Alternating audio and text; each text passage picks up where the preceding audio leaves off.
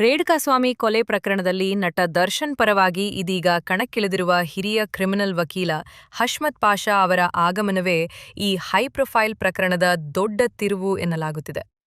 ಕರ್ನಾಟಕ ಹೈಕೋರ್ಟ್ನ ಹಿರಿಯ ವಕೀಲರಾಗಿರುವ ಹಷ್ಮತ್ ಪಾಷಾ ಅವರು ಬೆಂಗಳೂರಿನ ಶೇಷಾದ್ರಿಪುರಂನಲ್ಲಿ ನೆಲೆಸಿರುವ ಹಷ್ಮತ್ ಪಾಷಾ ಅಸೋಸಿಯೇಟ್ಸ್ ಸಂಸ್ಥೆಯ ಮುಖ್ಯಸ್ಥರು.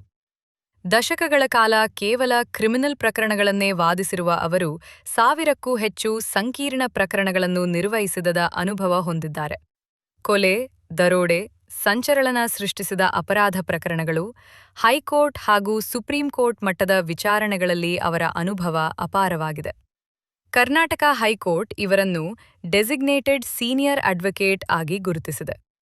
ಮಾಜಿ ಮುಖ್ಯಮಂತ್ರಿಗಳಾದ ಕುಮಾರಸ್ವಾಮಿ, ಬಿಎಸ್ ಯಡಿಯೂರಪ್ಪ ಸೇರಿದಂತೆ ಹಲವು ರಾಜಕೀಯ ನಾಯಕರು ಮತ್ತು ಭಾಸ್ಕರ್ ಶೆಟ್ಟಿ ಕೊಲೆ ಪ್ರಕರಣದಂತಹ ಹೈಪ್ರೊಫೈಲ್ ಕೇಸ್ಗಳಲ್ಲಿ ವಾದಿಸಿರುವ ಅನುಭವ ಅವರಿಗೆ ಇದೆ. ಸಾಕ್ಷಿಗಳ ಕ್ರಾಸ್ ಎಕ್ಸಾಮಿನೇಷನ್ನಲ್ಲಿ ಅತ್ಯಂತ ಚಾಣಾಕ್ಷರೆಂದು ಹೆಸರು ಪಡೆದಿರುವ ಹಷ್ಮತ್ ಪಾಷಾ ಅವರ ಎಂಟ್ರಿ ದರ್ಶನ್ ಪ್ರಕರಣದಲ್ಲಿ ದೊಡ್ಡ ಮಟ್ಟದ ಬದಲಾವಣೆಗೆ ಕಾರಣವಾಗಬಹುದು ಎನ್ನುವ ಚರ್ಚೆ ಕಾನೂನು ವಲಯದಲ್ಲೇ ಶುರುವಾಗಿದೆ. ರೇಣುಕಾಸ್ವಾಮಿ ಕೊಲೆ ಪ್ರಕರಣದಲ್ಲಿ ಈಗಾಗಲೇ ಸಾಕಷ್ಟು ಸಾಕ್ಷ್ಯಗಳು, ಸಾಕ್ಷಿಗಳ ಹೇಳಿಕೆಗಳು ಮತ್ತು ಚಾರ್ಜ್ ಶೀಟ್ ವಿಚಾರಗಳು ಚರ್ಚೆಗೆ ಬಂದಿವೆ.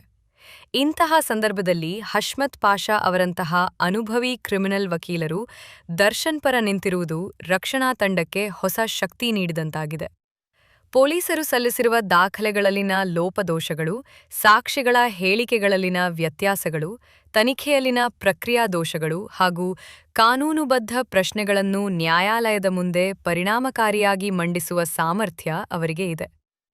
ಇದುವರೆಗೆ ದರ್ಶನ್ ಪರ ವಾದಿಸುತ್ತಿದ್ದ ವಕೀಲ ಸುನೀಲ್ ಕುಮಾರ್ ಅವರು ಪ್ರಕರಣದಿಂದ ಹಿಂದೆ ಸರಿದಿರುವುದು ಮತ್ತೊಂದು ಮಹತ್ವದ ಬೆಳವಣಿಗೆಯಾಗಿದೆ. ದರ್ಶನ್ ಮಾತ್ರವಲ್ಲದೆ ಅವರ ಆಪ್ತರಾದ ಲಕ್ಷ್ಮಣ್ ಹಾಗೂ ನಾಗರಾಜ್ ಪರವಾಗಿಯೂ ವಕಾಲತ್ತು ವಹಿಸುವುದಿಲ್ಲ ಎಂದು ಅವರು 59ನೇ ಸೆಷನ್ಸ್ ನ್ಯಾಯಾಲಯಕ್ಕೆ ಮೆಮೊ ಸಲ್ಲಿಸಿದ್ದಾರೆ. ಈ ಬೆಳವಣಿಗೆಯ ಬಳಿಕವೇ ಹಷ್ಮತ್ ಪಾಷಾ ಅವರು ಅಧಿಕೃತವಾಗಿ ವಕಾಲತ್ತು ಸಲ್ಲಿಸಿದ್ದಾರೆ. ವಿಚಾರಣೆ ವೇಳೆ ವಿಡಿಯೋ ಕಾನ್ಫರೆನ್ಸ್ ಮೂಲಕ ಹಾಜರಾಗಿದ್ದ ದರ್ಶನ್ ಅವರಿಗೆ ನ್ಯಾಯಾಲಯವು ಹಷ್ಮತ್ ಪಾಷಾ ಅವರು ನಿಮ್ಮ ಪರ ವಕಾಲತ್ತು ಸಲ್ಲಿಸಿದ್ದಾರೆ ಎಂದು ತಿಳಿಸಿತು. ಈ ಬಗ್ಗೆ ಕುಟುಂಬ ಸದಸ್ಯರೊಂದಿಗೆ ಚರ್ಚಿಸಿ ಮುಂದಿನ ನಿರ್ಧಾರ ತಿಳಿಸುವುದಾಗಿ ದರ್ಶನ್ ಹೇಳಿರುವುದು ಕೂಡ ಗಮನ ಸೆಳೆದಿದೆ. ಇದೇ ವೇಳೆ ಪ್ರಕರಣಕ್ಕೆ ಸಂಬಂಧಿಸಿದ ಎಲ್ಲಾ ದಾಖಲೆಗಳನ್ನು ಹೊಸ ವಕೀಲರಿಗೆ ಹಸ್ತಾಂತರಿಸುವಂತೆ ನ್ಯಾಯಾಲಯ ಸೂಚನೆ ನೀಡಿದೆ. ಸುನಿಲ್ ಕುಮಾರ್ ಪರ ವಕೀಲರು ದಾಖಲೆಗಳನ್ನು ಈಗಾಗಲೇ ಕುಟುಂಬಸ್ಥರಿಗೆ ಹಸ್ತಾಂತರಿಸಲಾಗಿದೆ ಎಂದು ಕೋರ್ಟ್ಗೆ ಮಾಹಿತಿ ನೀಡಿದ್ದಾರೆ.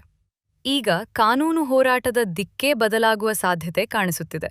ಏಕೆಂದರೆ ಹಷ್ಮತ್ ಪಾಷಾ ಅವರು ಕೇವಲ ಟ್ರಯಲ್ ಕೋರ್ಟ್ ಮಟ್ಟದಲ್ಲೇ ಅಲ್ಲ, ಹೈಕೋರ್ಟ್ ಮತ್ತು ಸುಪ್ರೀಂ ಕೋರ್ಟ್ಗಳಲ್ಲೂ ಬಲವಾದ ಕಾನೂನು ವಾದಗಳನ್ನು ಮಂಡಿಸುವ ಸಾಮರ್ಥ್ಯ ಹೊಂದಿದ್ದಾರೆ. ಈಗಾಗಲೇ ಹಲವು ಕಠಿಣ ಪ್ರಕರಣಗಳಲ್ಲಿ ಜಾಮೀನು ದೊರಕಿಸುವಲ್ಲಿ ಯಶಸ್ವಿಯಾಗಿರುವ ಅನುಭವ ಅವರಿಗೆ ಇದೆ.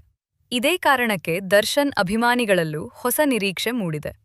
ಇದರ ನಡುವೆ ದರ್ಶನ್ ಪರವಾಗಿ ಮತ್ತೊಂದು ಮಹತ್ವದ ಕಾನೂನು ಹೆಜ್ಜೆ ಇಡಲಾಗಿದೆ.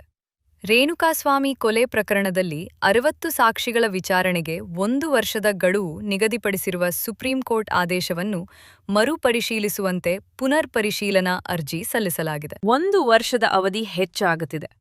ವಿಚಾರಣೆಯನ್ನು ಇನ್ನಷ್ಟು ವೇಗವಾಗಿ ಮುಗಿಸುವಂತೆ ಅರ್ಜಿಯಲ್ಲಿ ಮನವಿ ಮಾಡಲಾಗಿದೆ. ಈ ಅರ್ಜಿಯ ಹಿಂದೆ ಕೂಡ ಒಂದು ಪ್ರಮುಖ ಕಾನೂನು ತಂತ್ರ ಅಡಗಿದೆ ಎನ್ನಲಾಗುತ್ತಿದೆ. ಯಾಕೆಂದರೆ ಪ್ರಕರಣದ ವಿಚಾರಣೆ ಶೀಘ್ರವಾಗಿ ಮುಗಿದರೆ ಜಾಮೀನು ಅರ್ಜಿಗೆ ಹೊಸ ಅವಕಾಶಗಳು ಸಿಗಬಹುದು. ಸಾಕ್ಷಿಗಳ ವಿಚಾರಣೆ ವೇಗವಾಗಿ ಮುಗಿದರೆ ನ್ಯಾಯಾಲಯದಲ್ಲಿ ಹೊಸ ವಾದಗಳನ್ನು ಮಂಡಿಸಲು ಅವಕಾಶ ದೊರೆಯುತ್ತದೆ. ಈ ನಿಟ್ಟಿನಲ್ಲಿ ಹಷ್ಮತ್ ಪಾಷಾ ಅವರ ಅನುಭವ ದರ್ಶನ್ ಪರ ದೊಡ್ಡ ಅಸ್ತ್ರವಾಗಬಹುದು. ಸಾಕ್ಷಿಗಳ ಕ್ರಾಸ್ ಎಕ್ಸಾಮಿನೇಷನ್ ವಿಚಾರಕ್ಕೆ ಬಂದರೆ ಹಷ್ಮತ್ ಪಾಷಾ ಅವರ ವಿಶೇಷತೆ ಇದೆ. ಸಾಕ್ಷಿಗಳ ಹಿಂದಿನ ಹೇಳಿಕೆಗಳು, ತನಿಖೆಯ ದಾಖಲೆಗಳು ಮತ್ತು ನ್ಯಾಯಾಲಯದಲ್ಲಿ ನೀಡುವ ಹೇಳಿಕೆಗಳ ನಡುವಿನ ವ್ಯತ್ಯಾಸಗಳನ್ನು ಗುರುತಿಸಿ ನ್ಯಾಯಾಲಯದ ಮುಂದೆ ಪರಿಣಾಮಕಾರಿಯಾಗಿ ಮಂಡಿಸುವ ಸಾಮರ್ಥ್ಯ ಅವರಿಗೆ ಇದೆ. ಅನೇಕ ಪ್ರಕರಣಗಳಲ್ಲಿ ಇದೇ ತಂತ್ರದಿಂದ ಅವರು ರಕ್ಷಣಾ ಪಕ್ಷಕ್ಕೆ ಅನುಕೂಲವಾಗುವ ವಾತಾವರಣ ನಿರ್ಮಿಸಿದ್ದಾರೆ. ಇದೀಗ ಎಲ್ಲರ ಗಮನ ಒಂದು ಪ್ರಶ್ನೆಯ ಮೇಲೆ ನಿಂತಿದೆ. ದರ್ಶನ್ ಅವರಿಗೆ 1 ವರ್ಷದ ಒಳಗೆ ನಿಯಮಿತ ಜಾಮೀನು ಸಿಗಬಹುದೇ? ಇದಕ್ಕೆ ನೇರ ಉತ್ತರ ಕೊಡುವುದು ಕಷ್ಟವಾದರೂ ಕಾನೂನು ದೃಷ್ಟಿಯಿಂದ ಕೆಲವು ಅಂಶಗಳು ಮಹತ್ವ ಪಡೆಯುತ್ತವೆ. ಸಾಕ್ಷಿಗಳ ವಿಚಾರಣೆ ವೇಗವಾಗಿ ಮುಗಿದರೆ, ಪ್ರಮುಖ ಸಾಕ್ಷಿಗಳ ಹೇಳಿಕೆಗಳು ಪೂರ್ಣಗೊಂಡರೆ, ತನಿಖೆಗೆ ಸಂಬಂಧಿಸಿದ ಪ್ರಮುಖ ಪ್ರಕ್ರಿಯೆಗಳು ಅಂತ್ಯಗೊಂಡರೆ ಹಾಗೂ ಸಾಕ್ಷ್ಯಗಳ ಮೇಲೆ ಪ್ರಭಾವ ಬೀರುವ ಸಾಧ್ಯತೆ ಕಡಿಮೆಯಾಗಿದೆ ಎಂದು ನ್ಯಾಯಾಲಯಕ್ಕೆ ಮನವರಿಕೆ ಮಾಡಿಕೊಡಲು ಸಾಧ್ಯವಾದರೆ ಜಾಮೀನು ಅರ್ಜಿಗೆ ಅವಕಾಶಗಳು ಮೂಡಬಹುದು.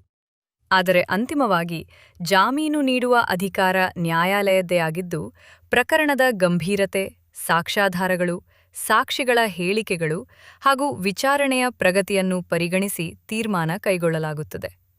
ಹಷ್ಮತ್ ಪಾಷಾ ಅವರ ಆಗಮನದಿಂದ ದರ್ಶನ್ ಪರ ಕಾನೂನು ಹೋರಾಟಕ್ಕೆ ಹೊಸ ದಿಕ್ಕು ಸಿಕ್ಕಿರುವುದು ನಿಜ. ಈಗ ದರ್ಶನ್ ತಂಡದ ಸಂಪೂರ್ಣ ಗಮನ ವಿಚಾರಣೆಯ ವೇಗ, ಸಾಕ್ಷಿಗಳ ವಿಚಾರಣೆ ಮತ್ತು ಜಾಮೀನು ಸಾಧ್ಯತೆಗಳ ಮೇಲಿದ್ದು, ಮುಂದಿನ ದಿನಗಳಲ್ಲಿ ಈ ಪ್ರಕರಣದಲ್ಲಿ ಮತ್ತಷ್ಟು ಮಹತ್ವದ ಕಾನೂನು ಬೆಳವಣಿಗೆಗಳು ನಡೆಯುವ ಸಾಧ್ಯತೆಯಿದೆ.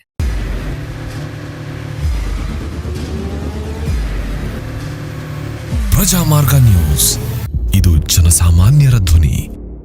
ನಮಸ್ಕಾರ. ನೀವು ನೋಡ್ತಾ ಇದ್ದೀರಾ ಪ್ರಜಾಮಾರ್ಗ ನ್ಯೂಸ್. ರಾಷ್ಟ್ರದ ರಾಜ್ಯದ ರಾಜಕೀಯದ ಬಗ್ಗೆ ಹೆಚ್ಚಿನ ಸಿನಿಮಾ ಅಪ್ಡೇಟ್ಗಳಿಗಾಗಿ ಫಸ್ಟ್ ಲೈಕ್ ಮಾಡಿ, ಸಬ್ಸ್ಕ್ರೈಬ್ ಆಗಿ, ಹಾಗೆ ಫಾಲೋ ಕೂಡ ಮಾಡಬೇಕು.